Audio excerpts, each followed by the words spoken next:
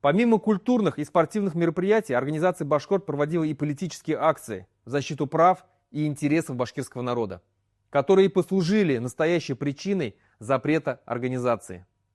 БО «Башкорт» проводила митинги и пикеты в памятные дни башкирского народа в защиту Конституции Республики Башкортостан и договорных отношений с Москвой. Она проводила акции памяти башкирских национальных героев, выходила в защиту башкирских политических заключенных. Она требовала от Кремля возврата федеративных отношений. Она проводила несколько лет подряд съезд башкирского народа, куда съезжались башкирские активисты со всей республики, чтобы обсудить проблемы своего народа.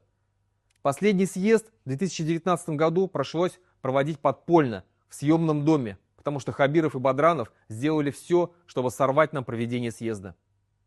Именно эти неугодные властям политические акции, нежелание становиться послушной и удобной для Уфимского Белого дома общественной организации и послужили истинной причиной для запрета и признания ее экстремистской.